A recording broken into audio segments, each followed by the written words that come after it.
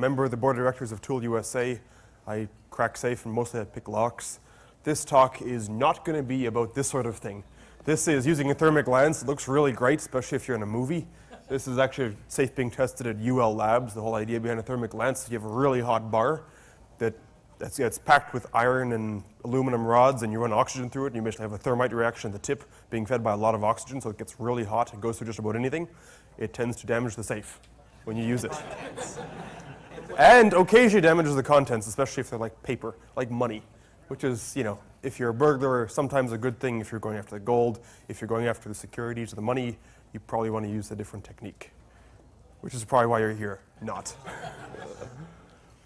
What I'm going to be talking about is non-destructive entry, things like manipulating the lock, playing with the dial, picking the lock. If you're using a lever lock, this is not something I'm going to spend a lot of time talking about because, well, go down to Lockpick Village and learn how to pick locks to begin with. And then when you figure out that lever locks are a royal pain in the ass because they've been making them really difficult to pick for the last 500 years or whatever it is that they've been around, then you'll realize that you probably want to hold off learning until you get really good at picking the basic ones first. Radiographic attack, which is you stick the lock in an x-ray machine and tell the doctor, well, I think my safe has a broken leg. Robot dialing, which is when you tell your friendly Roomba to, cozy up to the robot and, dial the correct combination. And of course, robot manipulation, which is where you have a somewhat more intelligent Roomba. But the first thing I'm going to talk about is manipulation. The thing about manipulation is you see it a lot in movies, kind of like the more destructive entry techniques. You see this in The Italian Job, whatever, the hero, heroine, villain, whoever walks up to a safe, pulls out his handy-dandy stethoscope, or perhaps just puts his ear to the safe, and in 30 seconds, click, click, click, the safe opens. Sounds really great. I'd certainly love to know how to do that myself, if anybody can teach me. In reality, it's somewhat more difficult. To understand how it works, you've got to understand how the lock works. A combination lock is basically a box with a couple of wheels in it, and a couple little extra gadgets to make your life difficult. You've got, in this first case labeled A, if you can read that little A down there, a combination lock with two of the wheels set so you can see the gates are aligned. They're, however, aligned in the wrong position. That's one of the important things to remember is that, even if all the gates are correctly aligned, they still have to be aligned under the fence, which is the mechanical device which allows the lock to tell whether or not you dialed the right combination and whether or not you aligned the wheels in the correct place. Like in case B, the wheels are aligned, you can see all the gates lined up, but of course the lock is not going to open. Those are the gates. That's the thing called the fence. As I said, the fence is what the lock uses to tell whether you dialed the right combination. If that thing can enter the gates, the lock thinks, hey, this guy's legit. If that thing can't move, the lock is like, sorry, sucker. This is what happens when you get everything right for once. You'll note that compared to the upper pictures, relative to the internal components of the lock that you see in those pictures, the fence has moved. This is because the lock has actually been opened. What happens is once the fence drops into the gates that have been aligned under the fence, you actually rotate the dial just a little bit more, and the fence moves with the gates back as the lock withdraws the bolt. As I'm going to get to in just a sec, when the bolt has been retracted, however, the gates are never actually pulling on the bolt. The gates are only telling the bolt, the gates are only telling the fence, yes, you can come in, and then another component is doing the heavy lifting. The reason you can manipulate this kind of lock is because of imperfections in the wheels. This is a particularly bad lock. I don't know how Matt Blaze found this. I stole this shamelessly from his article. I'm going to get to that at the end, called Safe Cracking for the Computer Scientist. The center wheel is significantly larger in diameter, at least at that point, than all the other wheels in the lock. This means that if the gate in that center wheel is under the fence, and you are, say, applying pressure to the fence, you would feel the fact that that gate is moving under the fence when you turn the dial. You'd hear that click, click, whatever, maybe even have the whole thing stop. That's really great, except most locks don't make life that simple. The lock that I was talking about hypothetically is called a lock with a direct entry fence. This is what you saw in the old Western movies where they would like crank on the handle and like listen, listen, listen, listen.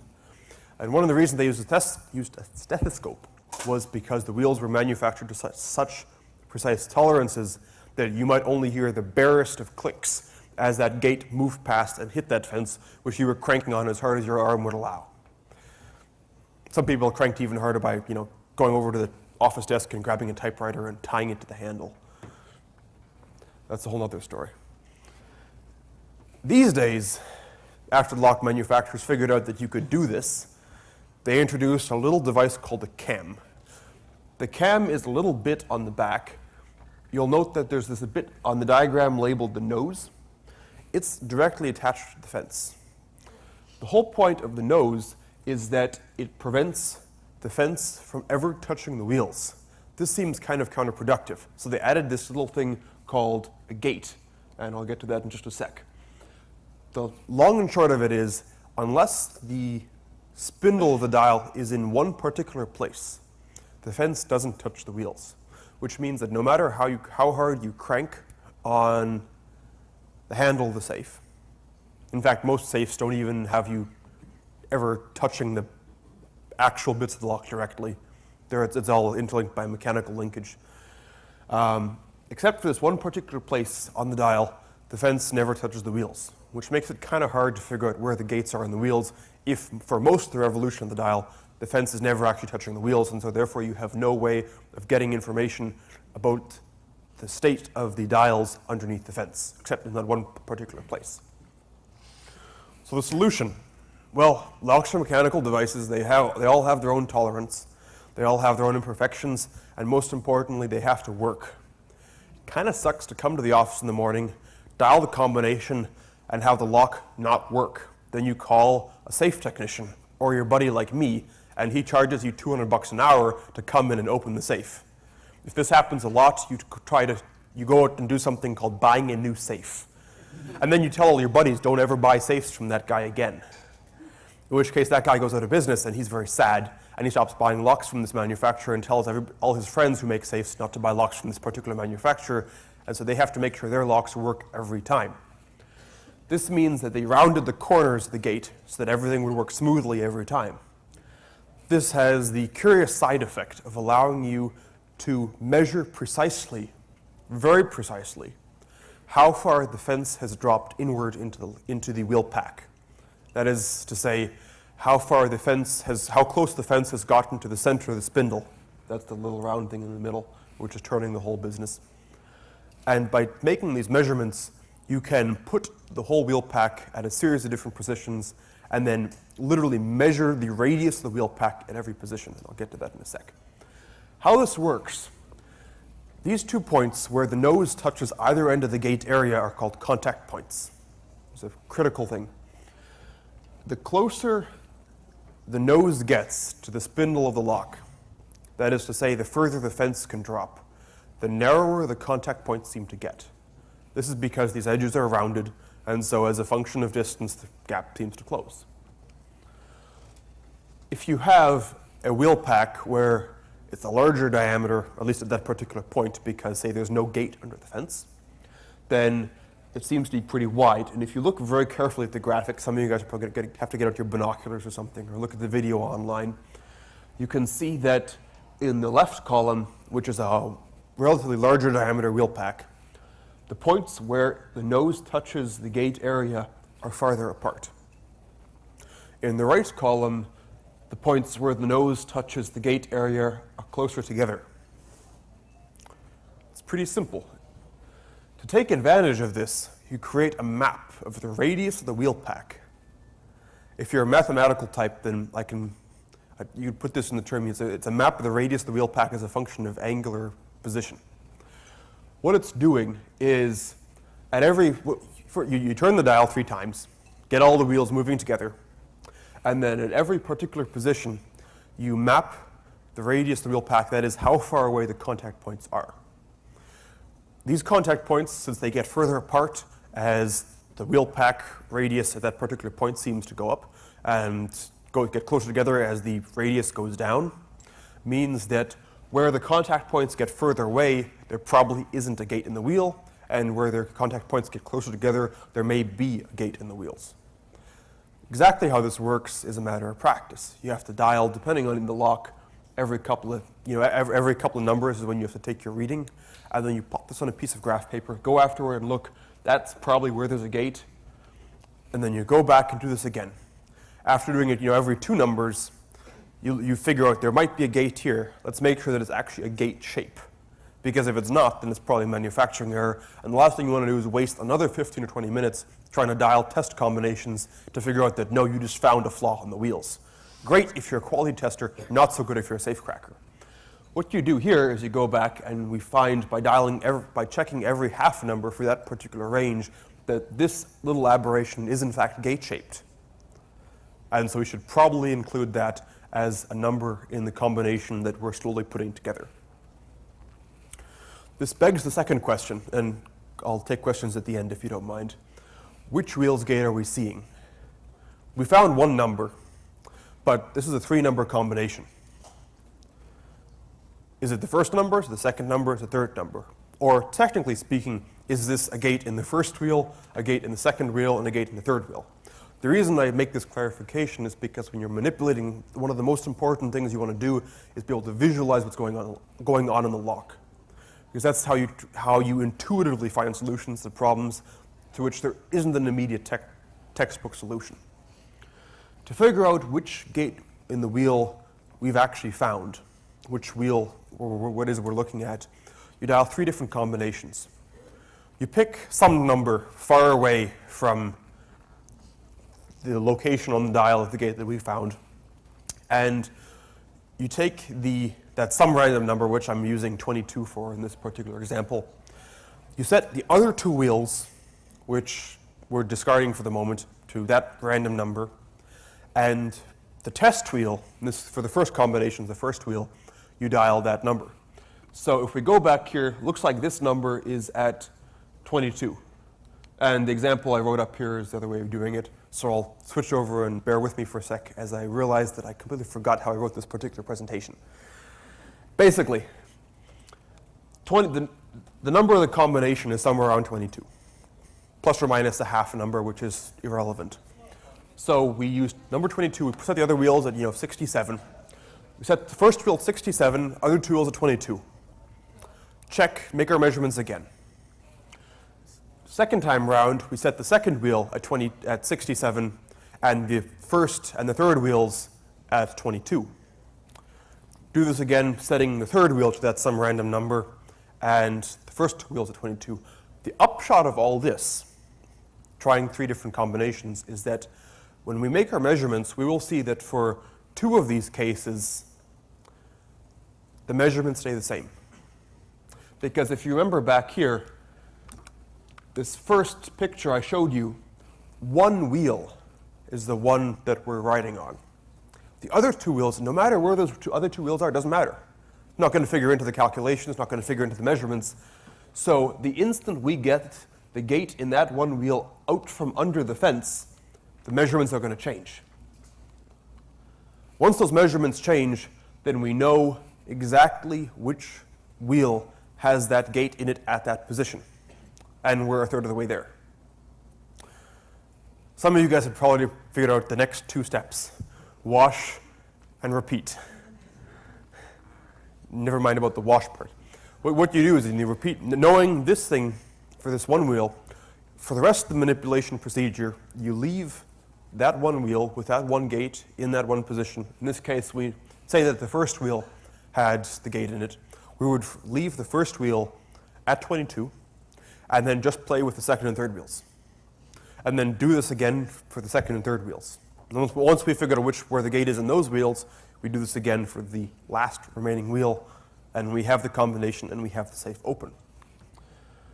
Now, this is all very complicated, and some of you guys are probably wishing you'd brought your hip flask to the presentation, and the rest of you guys are probably asleep. And some small fraction of you guys are saying, hey, this is really cool, how can I learn how to do this? There's a couple things which make learning it easier. First of all, get yourself a practice lock, a cutaway designed for learning to manipulate. And I've got one right here. You can buy them on eBay. I got this thing for 40 bucks some while ago.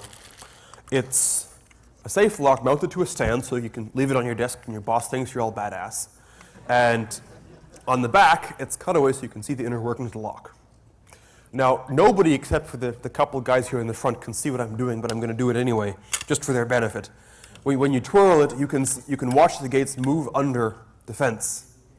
And by just sitting and playing with it for a couple hours, you'll have a very intuitive sense of how the lock is working, which is going to help you when you're spending 5 hours at the door wondering what the heck is going on because the safe isn't opening.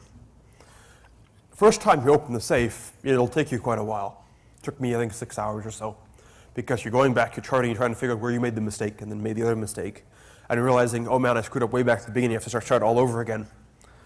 But then once you get a feel for it, once you get an intuitive sense of it, then you stop making mistakes. And you start getting it right, and you get your times down to like 3 hours, maybe 2 hours, which is about what most safe technicians will take to actually open a lock by manipulation. This is why many of them carry drills. Now, if you're storing classified data, and I'm not talking about the kind of data like the kind of porn you watch on the web, I'm talking the kind of data of where your spies are in Soviet Russia or Iran these days. If the Iranians get at this data, they only have to take a picture of it or even remember who the names of the spies are in their interior ministry so they can go back and shoot the guys. They don't have to steal it, and they're not going to steal it, because the minute you realize it's gone, you realize you're going to call the guys back before they get shot. So you want to make sure that not only can nobody steal what's in the safe, nobody can even ever look at it without you knowing about it. Because the minute you notice, you can take steps to make that information useless. But if you don't find out about it, then you're up shit creek. So the US government realized this problem back in the 20s or 30s when a crooked locksmith went around robbing jewelry stores. And this guy had been a locksmith long enough to know all the little secrets of the industry, because back then, and even up until very recently, a lot of this safe stuff was considered super top secret among the locksmith community. The definitive work on safe manipulation, remember the stuff I just told you about, was marked, destroy this after reading it. The idea being that it would never get outside the locksmith community. Well, you guys are all locksmiths, right? In any case, there was this rather unscrupulous guy who figured he could make more money stealing jewelry than opening locks back in the 20s in New York City. And he went around, he would pick the front door lock in the jewelry store, disable the alarm if they had any, they usually didn't, and then manipulate open the safe. Next morning, or next Monday morning, the jeweler would come in, find all his jewelry missing, call his insurance company being like, I got robbed.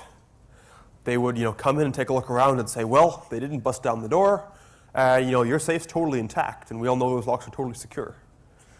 And so they were very, very unhappy about having to pay out awards on these things where obviously the locksmith, the jeweler, was stealing his own stuff. Well, this became known that there was a possibility to manipulate these safes open. So the US government heard about this and went to the only other people who knew how to keep stuff safe, which were the banks. And for the longest time, they had been using time locks on their safes, which meant that if you came in on Sunday, you couldn't get the safe open, even if you had the combination. If you came in during working business hours, the only way you could get into the safe, even if you had the combination, was to use a special Dropbox slot, which would only allow you to deposit things in and not take things out, which is very useful in discouraging people from sticking guns in the faces of your tellers and telling them to open the safe and give them all the money, because they can't for the next X number of hours, by which time the cops will almost certainly be there. The US government said, aha!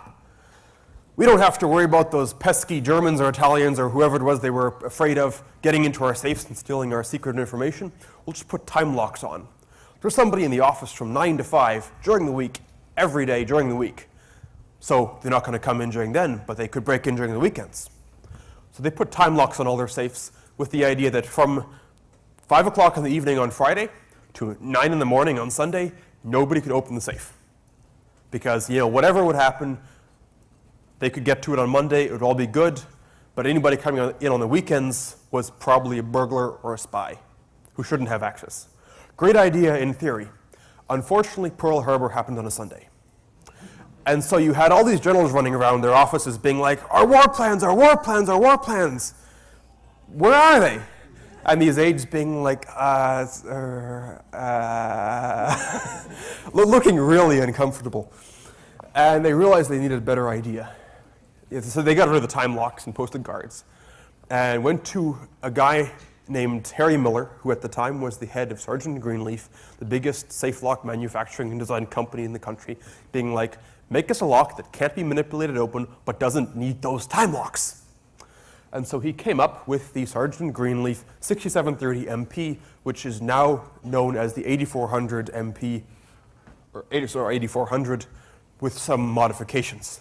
The 6730 MP had a small flaw, which meant you could actually manipulate it open, despite all the clever design. The 8400 is a little more clever, and you can't get this thing open by manipulation. Why is this? Well, if you look at the cam on the back, you'll note that it doesn't have a gate area. Remember how I told you that the gate area is what allows you to map the wheel pack and manipulate open the lock? Well, without that gate area, you can't manipulate the lock. The problem is you also can't open the lock, period, which is kind of a problem if you want to use it safe. So the trick is that the cam is a clever little mechanical spring-loaded device, which has this little spring-loaded slider. The idea being that the slider, because of the design of the lock casing, can only slide away from the gate area at one particular point on the dial. And when it does this, the dial is very firmly locked in place. As in, you can't move it even enough to reach the ends of the gate area. You can only move it enough to retract the bolt, which has been cleverly designed to retract in less area than it takes to reach the ends of the gate area. You can't play with the slider because it's spring-loaded such that when it's triggered, it snaps out of place. It doesn't move gradually, it just snaps. And the thing that causes it to snap is a little fly on the center of the dial. That is that thing. If you take a look at this and compare this to most safe dials you've seen in movies or perhaps in person, you'll note there's a critical difference. There's this little arrow-shaped thing in the middle of the dial which actually rotates. That thing will only rotate at that one particular place in the dial and will trigger that slider to zip out of place and lock the dial in place just enough that you can't ever reach the contact points and you can't ever get information about the wheel pack. No. So what do? Well, if you're a Russian agent who's confounded with these things in the early 50s, you know, you get yourself, and I don't know why this isn't playing, come on. Okay, never mind, it was a frivolous movie clip anyway. You get yourself an X-ray machine or a little canister full of radiographic material, and you tell your buddy who thinks you're, his friendly bar buddy, but needs some safe place to store your canister of undeveloped film. You tell him, put this canister in somewhere safe, which you happen to know the only place he has a safe is the embassy. And he puts his canister in there without opening it, and you come in during the night, and because this thing is emitting radiation all the time and probably eliminated his chances of ever having kids, but who cares, he's just disposable. You go in there in the middle of the night and you take out your handy radiographic film and you paste it to the front of the safe. And you count off your exposure time, pull it off, go home and develop it, and bada bing, you have a very clear picture of the safe lock, including where the gates are. Nowadays, of course, you can use these handy-dandy portable package inspection X-ray machines. And you don't have to worry about getting someone to stick it inside. You just put the source on one end and the reader on the other, and you're good to go.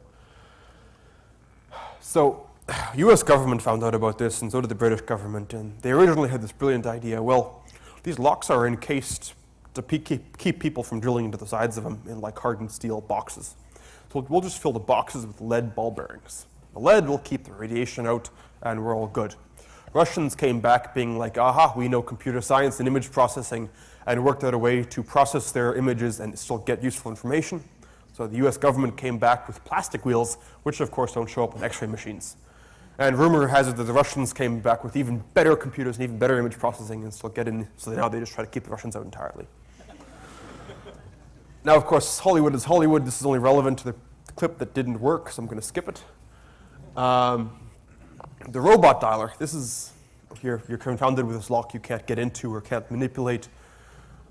So you're the safe technician sitting at a door, and you aren't bright enough because you spend too much time drinking with your buddies, and your brain's all fried. You can't comprehend the whole manipulation thing. Ugh. And your drill doesn't work because the safe is a really high security design. So you pull out a robot dialer. This is a device which is programmed to try every possible combination on the dial. This is not, like it seems, the full 1 million combinations or 100 to the third power. This is more on the order of 200, maybe 400,000 combinations because of tolerances in the lock. So if you're lucky, the lock will open in about 4 hours, but on average, it'll probably open in about a weekend. As it so happens, and before I get to the next slide, I should mention this, some friends of mine at MIT figured out the fact that, well, these group 1R, the manipulation-proof locks with the little fly in the center of the dial, they don't work with most robot manipulators because the robot manipulator gets stuck at the little twiddle the fly part. So they built a robot dialer which could twiddle the fly, which happened to be only the second time anybody in the world has ever done this as far as I know, and the first time the US government kindly asked them, please don't ever tell anybody about this or we won't buy your products ever again. So this is the only publicly available robot dialer that exists that can do this. And if you check Google, you can find it. If you're a little more intelligent, you build a more intelligent robot. This was actually built by the same company that built that very first autodialer capable of doing manipulation-proof locks. This is a robot dialer with a brain and ears. It has a little piezo microphone which attaches to the front of the safe, and using precisely the same rules of manipulation that I explained to you earlier, automates the manipulation process. It'll open the lock in, 22 minutes. And I really hope this video works. SNG 6730. The software on my laptop here is actually a prototype version of the software. But two of the locks I have on here are SNG and Lagarde. This is before they developed software for ILCO. And I have two different indications, SNG 6730M1 and 6730M2. That stands for Method 1 and Method 2. Method 1 is my preference for manipulation, find wheel 3, 2, 1. That works 80% of the time. If Method 1 fails or I determine that I have a lock that is going to be difficult to manipulate, I can go to Method 2. In this case, the software searches the entire wheel pack. And it might look for wheel 2 first, then 1, then 3. It's a longer process. But between these two, it's just about guaranteed to get the lock open. So let's see if we can get a go of it here. I have two choices here also. I can select automatic or automatic with review setup. What I'm going to do is click on automatic with review. And what's going to happen is my software is going to go in and check some of the characteristics of this lock. The sound characteristics of the contact points. Close to the same thing I would do when I'm first turning a dial and listening. Only what the software will do is throw up a graphic representation of what it's hearing on the screen.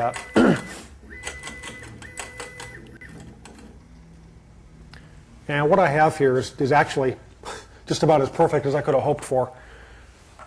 I have an indication of the noise, the sound that the software is hearing approaching the contact point. And this resounding crash of a wall here is the noise it hears at the contact point.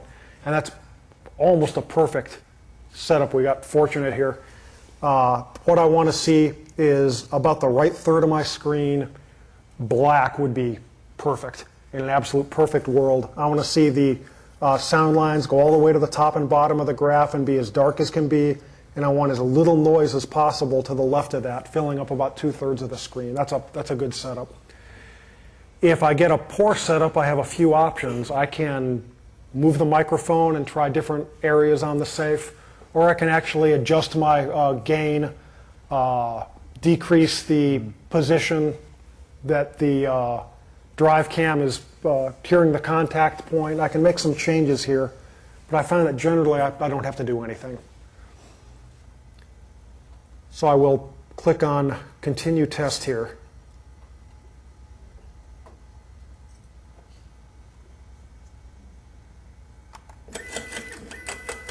Next thing the software will do is run through a short series of pre-programmed common combinations, 50, 25, 50, 10, 20, 30, 25, 50, 75.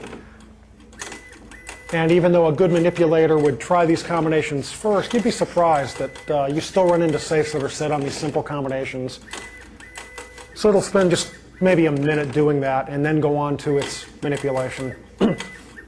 No, the whole I Which is can wait beginning right now. until he gets the manipulation part. And that in and of itself takes about 5 minutes, in which case you can be staring at a screen, watching a little dial turn for 5 So at this point, the software is positioning wheels are going to fall asleep. 1 and 2 in So I'm going to different skip ahead and locations, assure trying you to that yes, find the whole thing does get opened in about the space of 5 minutes, because that's a particularly manipulable lock.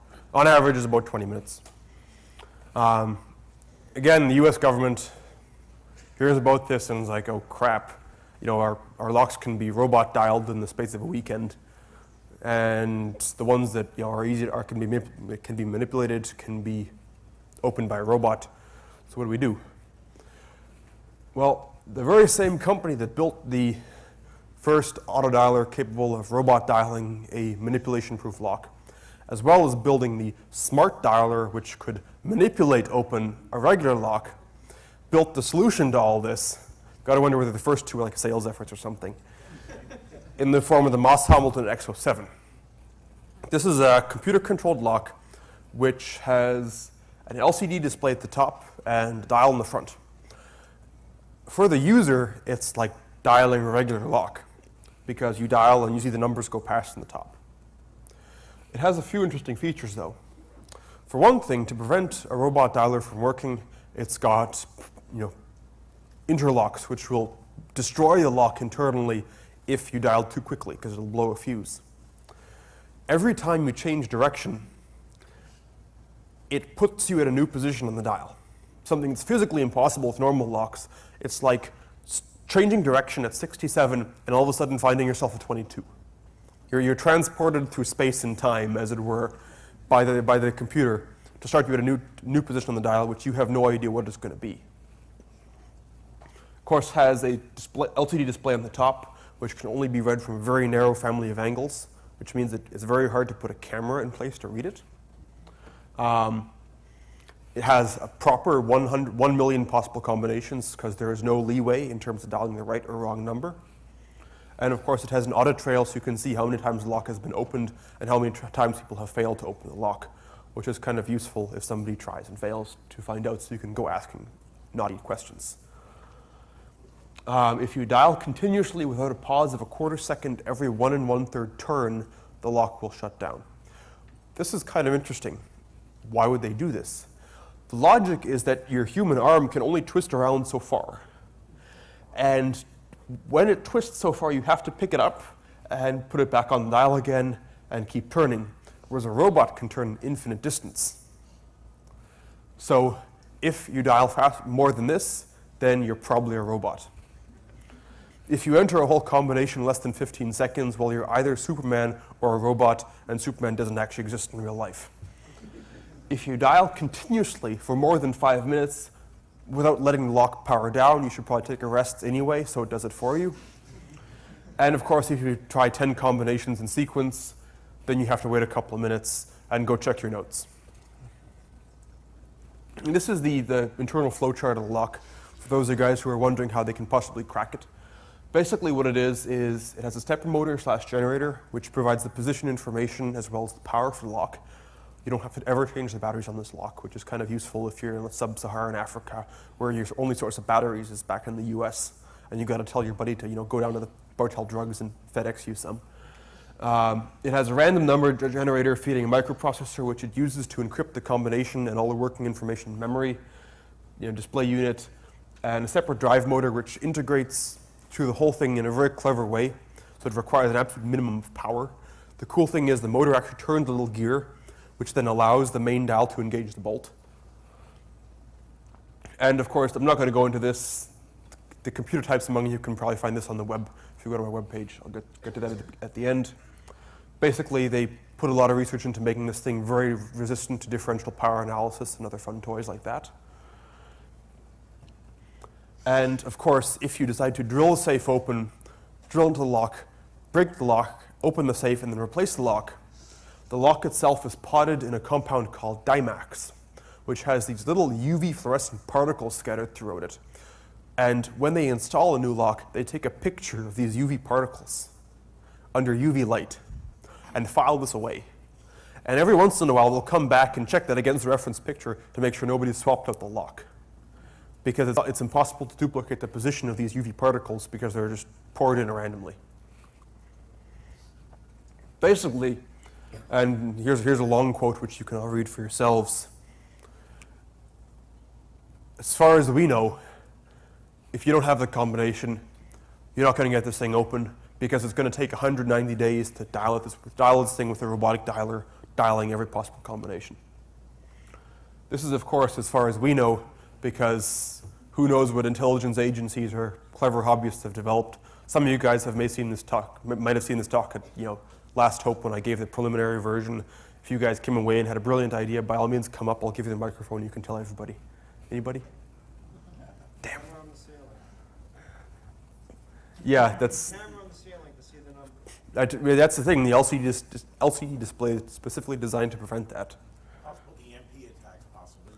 But then you've broken the lock and you got to replace it. That's true. Staying it open, though. Anyway, so pardon? It can only be seen from a very narrow family of angles, which is probably blocked by the guy's big fat head in the way as he's trying to dial the lock. Because this is a civil servant who probably can't, who's like trying to read it, and like his head's in the way. It's like that. The guy who's dialing it by his own belly blocking so he can't read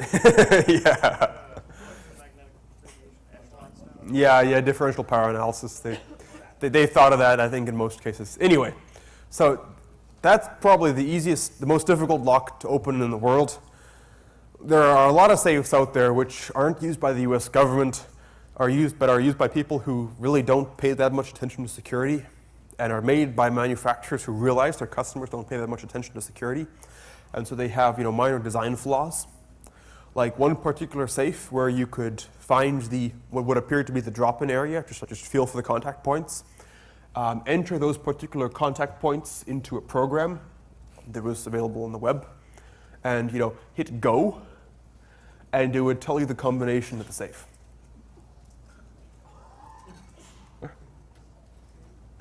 And your super secure 4-digit combination was took you just 30 seconds to get. Don't buy safes that are made by people that don't know what they're doing.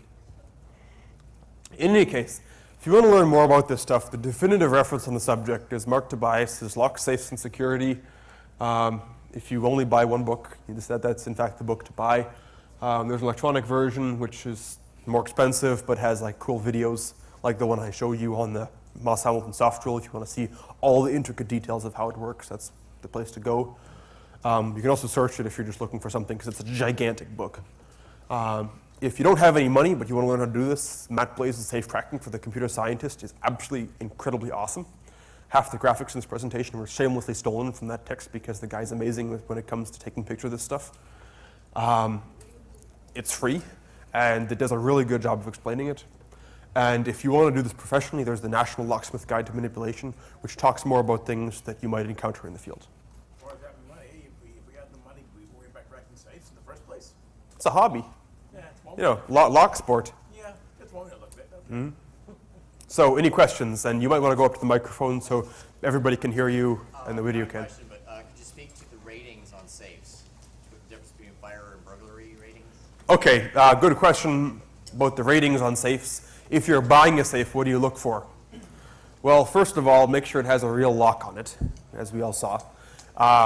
If it's a fire-rated safe, it's designed to keep out fire. It's not designed to keep out burglars. This means that a burglar with a can opener may very well be able to open it. It may feel really solid because they want you to think it might help against burglars, but it actually isn't designed to resist against burglars, and they save money by removing all the stuff that would help it against burglars, except for some big shiny bolts that are probably worthless. Burglar-rated safes are correspondingly not rated to withstand fire, but they have things like thicker walls and hard plate, which is a very drill-resistant plate, which will make it a royal pain in the ass for some guy coming after it with a drill. They might have things like relockers, which are devices designed to detect somebody trying to break the safe and lock it permanently, at least until you call a safe technician who knows exactly where to drill. And overall, the burglary-resistant safes are rated by the UL on a certain code fashion. There's TL-rated safes, which are safes rated to resist burglars armed with standard tools. There are TX-rated safes, which are rated to withstand burglars armed with torches and explosives. And there's one more rating just for torches and tools, and I forget what it's called. And these are printed in a form like TL15, TL30, TL60, which means that given a safe expert who knows exactly what he's doing, it will take him at least 15 minutes to open that safe with standard hand tools or a certain amount of explosives or whatever. This means that if you buy a TL15 safe, you have to make sure the cops will get there in about 8 minutes. How much margin you want to leave is up to you. But it gives you a very good way of quantifying, this safe will hold me because, well, the cops will be here because they're right down the road, or the cops will never be here, better make it a royal pain in the ass and get a TL60X6, which means it's rated to withstand this attack from all 6 sides for a full hour, which means that your average mortal is never going to get inside. Yeah. That example where you had the 4 combinations, what is it you fed in, and then what was it doing to In the interest of keeping safe the fools who are stupid enough to buy that particular safe, though it's not an American safe, it's actually a European safe. For those of you guys who think European security is entirely 100% better than ours, it's not. I don't want to talk too much about that. I mean, just what was going on? Basically, you fed in what what appeared to be the contact area. By listening to stethoscope and so forth? No, you feel for it. You just feel where it stops, where there's a little bit of resistance. You do my cheap combination padlock. Yeah. And you feed in the last digit, and you hit go, and it calculates out the combination. Yeah. Really, really simple and scarily so. But Another quick point about cheap safes. Mm-hmm. If it is an electronic lock, it's almost assuredly Yeah. very easy to beat. Some of them just really get a 9-volt battery with a pair of wires on it. Yeah, no, really, like having poked around a few control panels of electronic safes and found like the couple of wires hiding out under them, and then gone open and inside realized that the wires went directly to the solenoid, and realized that your average 9-volt battery with some alligator clips clip and open. At least if that's like on purpose, it's the emergency get in mode, you say. Yeah. But otherwise, I don't trust my safe manufacturer enough to do that. plug the keypad, Yeah. plug in another keypad that you know the combination of, because you pop the thing up and you unplug the wire. That's really clever and really stupid at the same time. Exactly. His point was that some models you could unplug the keypad from the safe, plug in a keypad from a safe to which you knew the combination, and then your code would work. It's like, yeah. Yeah. Yeah, and I don't think garage door openers work, but anyway, I want to get to some people who are like actually unlazy enough to stand up and get to the microphone. So, you in the back at the microphone. All right.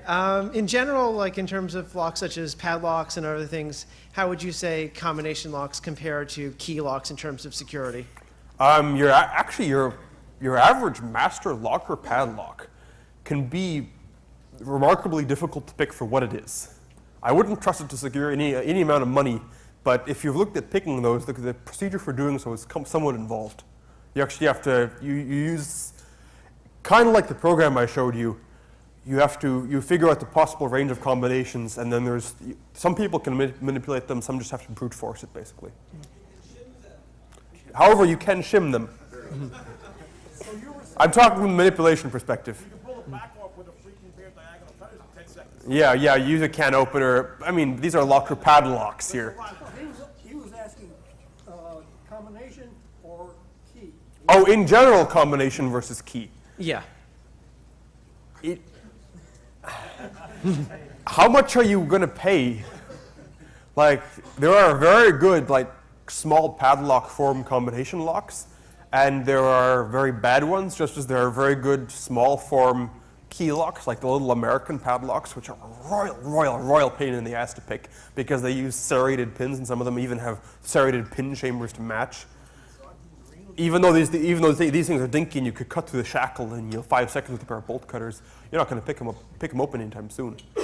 But the Sergeant Greenleaf 8088, like you're talking about, Those are wonderful. are, you know, you're not going to manipulate those open anytime soon because to get those measurements, you have to measure the distance you're pulling the shackle because there's no rounded gate area. It's all square. And yeah, it gets really complicated. So there are secure locks and there are insecure locks. If you're looking for security, get ones that are designed for real security, which means they're probably not made by Master Lock. With the exception of the construction grade locks, which can be kind of a pain to pick sometimes, if you get a good one. Go to the microphone, man.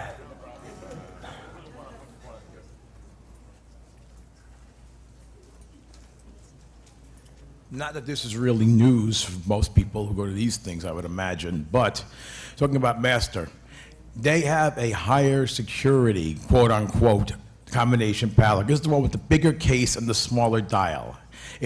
They're relatively expensive. Well, nothing like a Sergeant and Greenleaf one, mind you. They are better. They're hard to manipulate and shit like that. But it still has the same basic floor, a different floor, that every single Master padlock tends to have, unless you've used your head a little. Most of them still have the code number on the back, and if you know what to do, as far as picking up a telephone, you can have the combination in your hot little hands in about 5 minutes. That's all I'm going to say, and it's true with their key locks. You can get the key cuts, and so on. Yeah, that's actually my favorite way of opening a Master combination padlock, is you look at the serial number on the back, and you call up your locksmith buddy who has a big database. No, you can just call Master, actually, if you know how to talk to them. You never need to call a locksmith. If you can social engineer them, you can probably get them to give you a if I told you how ridiculously stupid and simple it is to do it, you'd fall on the floor. A child could get the combos from them for these things. Okay. Okay, any other questions? Thanks for coming, everybody. I